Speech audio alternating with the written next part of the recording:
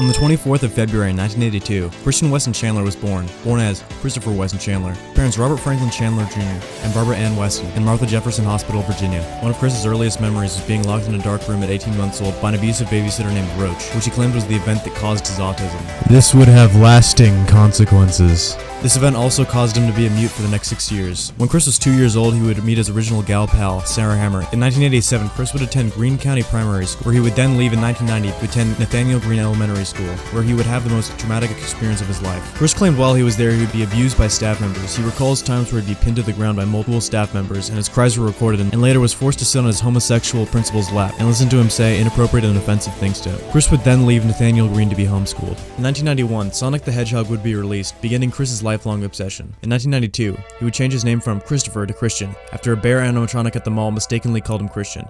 Chris took this as a sign from God. In 1993, Chris would attend Providence Middle School, and later that year would win the Sonic the Hedgehog Watch and Win sweepstakes, becoming the first of his many TV appearances. 1996 would be an eventful year for Chris. He would begin attending Manchester High School, where he claimed he had the best years of his life. It was also around this time where he would create his first ever original character, Bionic, after being hit in the head with a basketball at school. Also in that year, the Pokemon franchise would be released in North America, beginning another of Chris's lifelong obsessions. In 1998, he began to use the internet to spread his creations by launching his first website, Quick's Pokesite. Quick being a word based on his initials CWC. In 2000, Chris would turn 18 years old, and on March of that year, the world would be changed forever. Chris was tasked with creating an album cover for his computer graphics class. One of the requirements was he couldn't use any copyrighted characters. So to avoid copyright, he would combine his two greatest obsessions, Sonic and Pikachu, creating the infamous Sonic!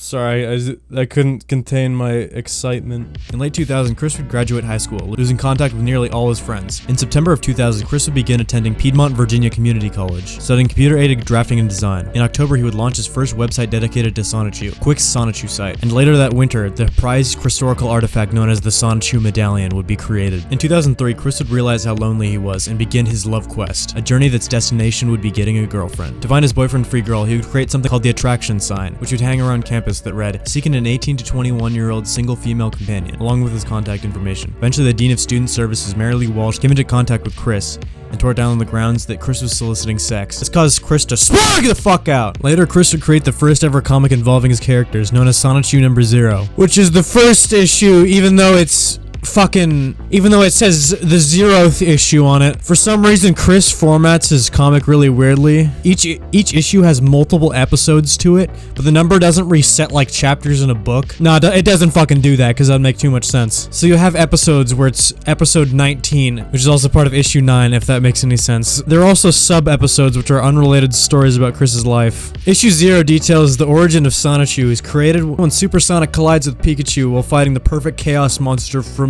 Sonic. Chris also writes a sub-episode, which is about a real-life encounter with mall security, which Chris calls Jerk Hops, where they get mad at him for apparently soliciting. This is based on a real event that happened in real life. In July of 2003, Chris began trying to find women at his local mall by holding his attraction sign and sitting in a populated area. Later at the game place, he would meet a new gal pal known as Megan Schroeder, who he would try to win over in various Quagmirian ways. In September, Chris would be arrested and banned from his local mall because his means of getting a girlfriend were deemed as soliciting. Later, he would be suspended from PVCC for the same reasons. On February 5th of 2005, Anna McLaren would write a blog post about seeing Chris at the mall known as The Tale of the Crazy Pacer, making it the first ever documentation of Chris online that didn't come from Chris himself. On the 29th of March, Chris would be approached by a woman named Hannah at the mall, where she would ask him out on a date as a joke. Eventually, Chris found out Hannah was never actually interested in him. After confronting her and realized the truth, Chris let out a big NO!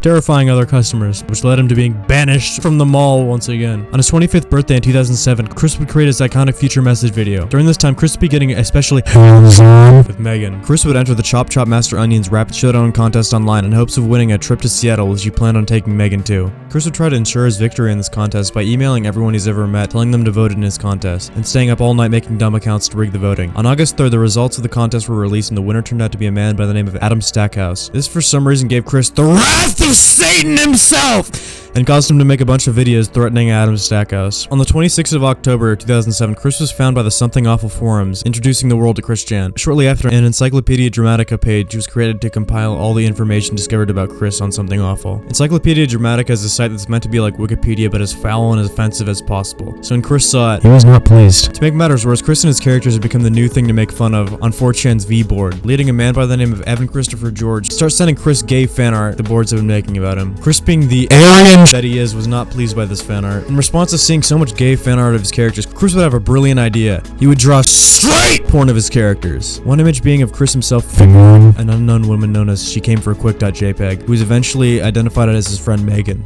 This would have lasting consequences. 3 months later, in March of 2008, Megan discovered She Came for a Quick.jpg and was understandably horrified and cut all ties with Chris shortly after. Also in August, a group of trolls came together under the alias of Blanca Weiss to catfish ChrisChan and trick him into sending them his medallion. In October, trolls posing as Blanca would receive the Sonichu medallion in the mail from Chris and film a video destroying it. After going on hiatus from releasing new comics, trolls would inform Chris that a boy named Brian Cash had killed himself after hearing that he would no longer be creating Sonichu comics. This of course being completely made up just to fuck with Chris. In early January, Chris would meet a woman named Julie online and quickly start a relationship with her, even though he was already in another troll relationship at the time with the username Panda Halo. It was around this time that Chris would soon become aware of his new arch nemesis known as Clyde Cash, brother of Ryan Cash. In February, Chris had learned that Panda Halo had apparently died in a bushfire in Australia, which Chris seemed to get over really quickly, immediately moving on to date Julie. Towards the end of the month, Chris learned that the trolls had formed a group called the Miscreants that dedicated to ensuring Chris would never get laid. On the 24th, the Miscreants would inform Chris they had captured Julie and were sending her to China. So in response, Chris would make the 400-mile journey to Cleveland, Ohio to save Julie. When he reached the address of Julie's house, he finds an old rundown house with no relation to Julie at all. The 3rd of March would go down in Chris story as possibly the worst ever day of Chris's life. Julie's fake brother, who was voiced by the same troll as Julie, would hack into Chris's PSN account to use his blackmail for Chris. Chris would join a mumble chat with Max to negotiate with him giving back his PSN, but Chris was forced to shove his Sonichu medallion up his ass while being recorded. Later, the troll posing as Julie would audio call Chris on Mumble and reveal himself to Chris. After having his heart broken by another fake online girlfriend, Chris would link up with a new fake girlfriend, this being Emily, who's actually played by a real girl this time, which is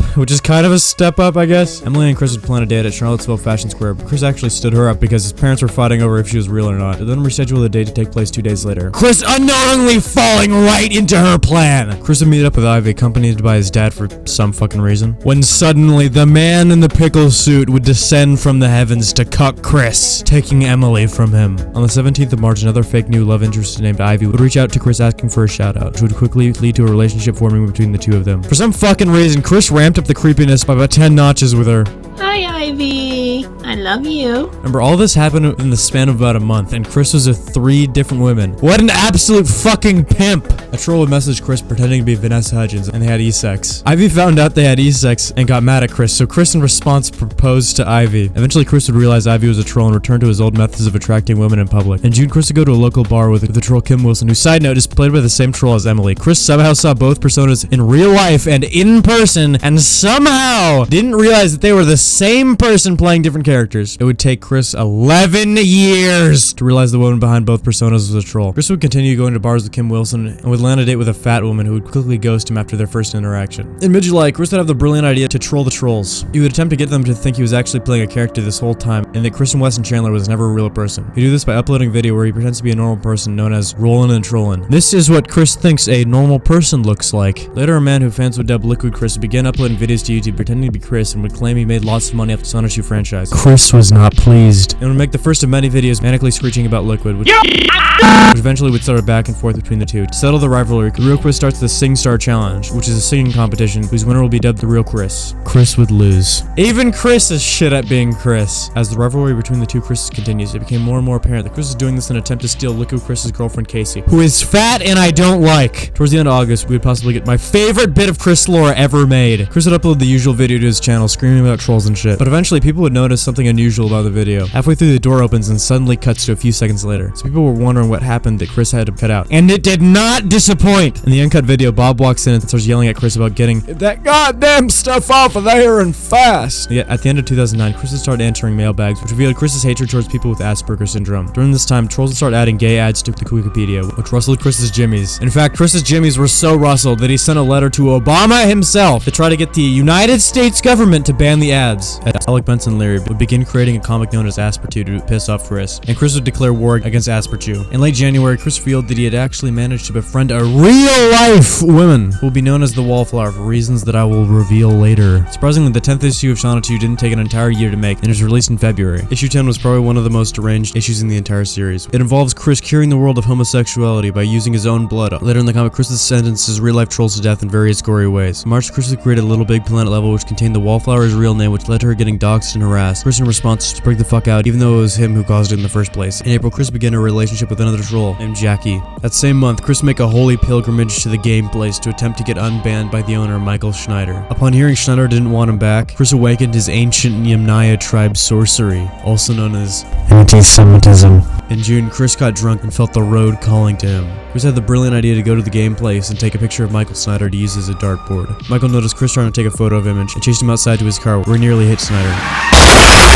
Around this time, Chris and Jackie's relationship would grow even stronger. Though a new foe was on the horizon, Jackie's ex-boyfriend Lars was a buff ghetto black guy who was obsessed with toy boats. Chris soon after would start uploading videos attacking Lars. Towards the end of 2010, Chris for the 6th time that year would attempt to leave the internet. While he was gone from the internet, his home life would get even worse. In March, Chris emailed Jackie claiming to be a tom girl. This would have lasting consequences. In May of 2011, Chris would join a troll-created forum called Tomboys and Tom Girls of Virginia, where he spent most of his time on the internet. In June, Chris revealed that he started using the women's restroom. Chris's tom girl phase did not go over well with his parents. Bob called him a fat, and Barb threatened to kill him. On September 6th, Chris's father would pass away due to heart failure.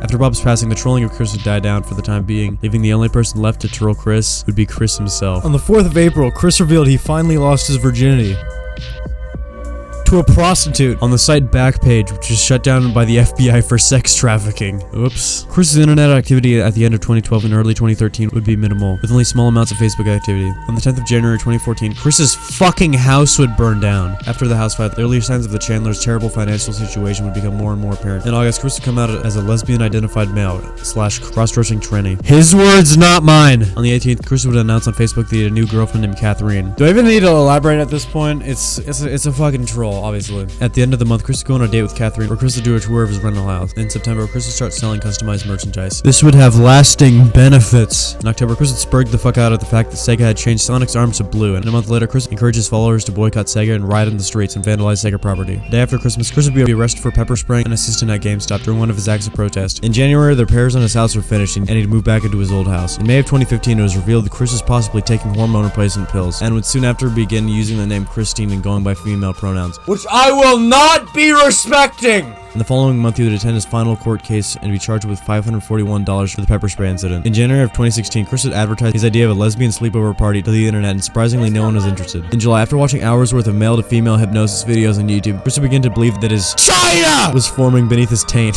So Chris would use a knife and cut it out of his body. Members of the Kiwi Farms would start begging Chris to receive medical attention because an injury like this could easily have killed him. Luckily, after enough convincing, Chris would go see a doctor. In August, Chris would defend incest on Facebook and would admit to having sexual dreams about Barb.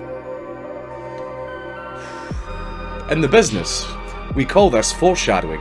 In November of 2016, Donald Trump, or as Chris would know him, Permert, would be elected president of the United States. Chris was not pleased And would start uploading death threats towards Trump. During this time, it was discovered that most of the money Chris gained through eBay was going to video games and toys instead of paying off Chris and Barb's tens of thousands of dollars of debt. In late March, Chris would start filming.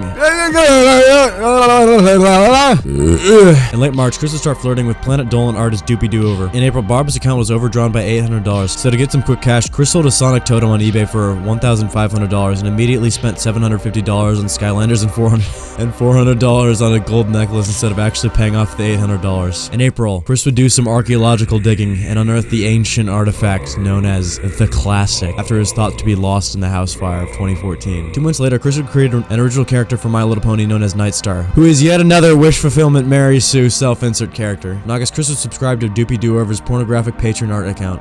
Good idea, Chris. Buy porn while you're in extreme debt. Great idea. 4 days later, Doopy would create a Kiwi Farms account and would detail Chris stalking her Twitter accounts and flirting with her through her business email. In September, a white knight known as Jessica Quinn would start a relationship with Chris. Side note, let's take a look at Jessica Quinn's liked Facebook pages, shall we?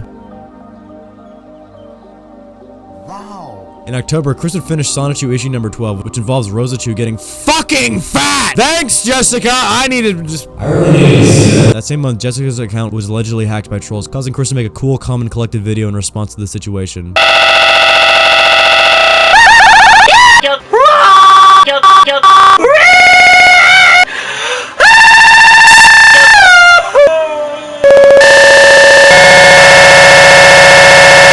In November, Chris would be introduced to the Hyperdimension Neptunia franchise. This would have lasting consequences. And would begin posting some very out-of-character things on his Twitter. Little did anyone know, behind the scenes, Chris was being manipulated by a man named Jessica Wise, who would form a cohort of trolls known as the Idea Guys. Wise would contact Chris role-playing as John Yamada and told Chris his old Sega Dreamcast had a portal to Quickville and that the lore of Hyperdimension Neptunia was actually real. Joshua would manipulate Chris into thinking the world of Quickville was real by pretending to be characters from Chris's world and using these characters as leverage against him to do stupid shit. In January, Chris would go to MagFest after hearing they had planned a panel about his life. This would be one of the few times where Chris seemed genuinely happy. During this time, Chris would keep uploading videos at the hands of the Idea Guys. Eventually, Kiwi Farms would investigate the manipulation taking place and would find Joshua Wise's personal information and publicize it. But it was futile. In March, Chris would announce that his love quest had finally ended. He was now in a polyamorous marriage with him, Magichan, and Crizel Rosechew. On 4/20, The funny weed day. the Idea Guys manipulation would reach its peak after a group chat was made where they roleplayed torturing Crizel. Keep in mind that from Chris's perspective, he's watching his wife have her limbs blown off.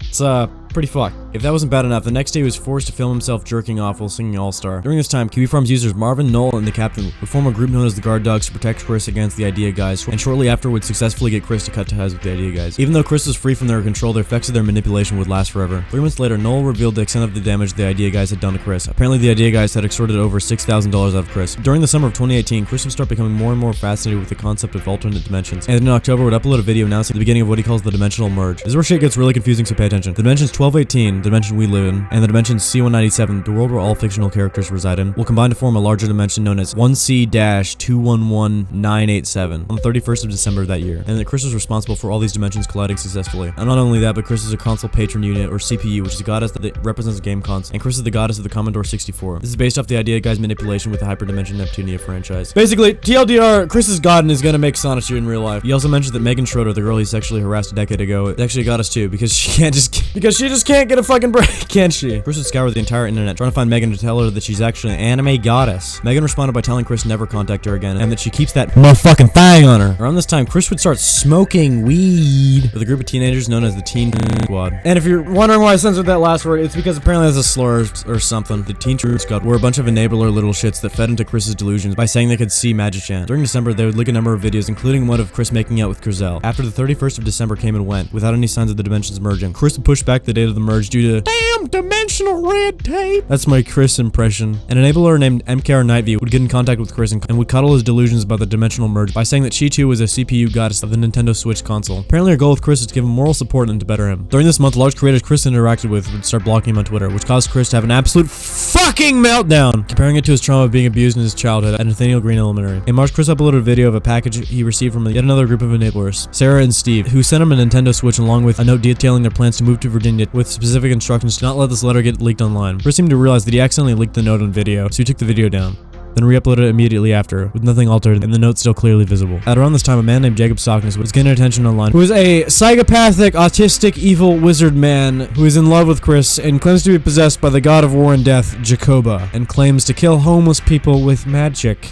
Sockness' own delusions would start to influence Chris. Ideas like the world of Kitasuna and the species known as the Rocat and the demonic god Jacoba would be accepted as fact in Chris's mind. This month we would see Chris's mental state drop to new lows. Magichan would possess Chris's fucking body and would upload videos of himself talking to prove his body was possessed by Magichan. During the time his body was possessed, Chris's soul would apparently be in California with Sockness, where they would arrange to have Sockness visit him in his home. For hearing this, Kiwi Farms would start digging deeper into Sockness' background and would discover statements of him saying that if Chris didn't accept his sexual advances, he would rape him. Fortunately for the world, Chris and Sockness were too stupid to plan something out, so they get into an argument which ends up with Jacob not visiting him. Chris later claimed Sockness was corrupted by evil. Then a short time after would become friends with Sockness again and plan to meet up on Halloween, which doesn't end up happening because both of them are very lazy and stupid. In the beginning of November, Sockness would get Chris to believe that Noel, the person who was actually trying to help him, was the devil incarnate. In March of 2020, the US would go into lockdown because of the coronavirus, which would make Chris's jimmies extremely rustled because he couldn't go to the Brony convention BabsCon to cope with the entire outside world being shut down. Not that he interacted with it much anyways. Chris would cope by swapping bodies with Sonichu. Pause. So from this point on, if I say Chris did this or Chris did that, I'm referring to Sonichu and Chris's body, but obviously Sonichu is not real, but it makes more sense for the lore. In July of 2020, Chris's Sonichu would finally cut off contact with Sockness, and a month month later, Chris would release an updated house tour. In October, Chris would meet with a group of enablers known as the Praetors, who would coddle Chris's delusions and would sell Sonichu merch, with Chris getting a cut of the profit. Also in October, Chris would make first contact with a woman named Isabella Loretta Janke. This would have the most lasting of consequences. In October, Bella would create an animated intro for Chris. In February of 2021, Chris and the Praetors would start selling custom Sonichu medallions. Later in February, Chris would have the idea of using a stun gun to tase a quartz crystal to activate the dimensional merge. This idea is retarded, but thankfully the Praetors convinced Chris not to do it. And at the end of the month, Chris would finally cease being possessed by Sonichu. Around the time of Chris returning to himself, conversations with Bella would become more and more regular, with her planning to manipulate him into killing himself. In April, Chris would receive his government stimulus check and spend it all on magic rocks. Chris would also get vaccinated this month. Hail Fauci! Hail Fauci! Hail Fauci! During the early summer of 2021, Chris would start mentioning his lust for a new sweetheart in this dimension, and shortly after would allude to having found his new sweetheart in this dimension. Unfortunately for the human race, Chris would reveal to Bella on an audio call that his new sweetheart in this dimension was actually his own mother. On the 29th of July, all hell would break loose. The user LDudeRocks would leak the audio of Chris admitting to having sex with his own mother, and the next day Chris would be removed from his house by social services. During this time, the internet would be set on fire, and the phrase "ChrisChan did what" become #1 on trending on Twitter, with thousands and thousands of posts detailing the news. And the next day, Chris would be arrested by jerk cops at an inn in Richmond. Shortly after the leak, Kiwi Farms would begin investigating the woman on the phone with Chris in the leaked audio. There's a lot more lore about her, and she's really yucky, so go somewhere else to learn the stuff. Chris would begin the first of many court dates relating to his affair with his mother. Over a month later, Chris would send a letter to the Knoll of the Kiwi Farms detailing how Chris is actually Jesus. In October, trolls would start sending letters to Chris trying to get him to convert to Islam, which were unsuccessful. In February, the court would deem Chris too noted and schizo to stand a trial. During this time, Chris would be sending letters and drawings to the outside world with some of the most insane shit I've ever seen in my life, including Chris claiming that he is Jesus and now goes by ChrisChan. And in March, Chris would be out of custody. The website VineLink would list Chris as bonded out, but would be quickly changed to released by court order. And as of now, Chris has gone completely dark for the first time in decades.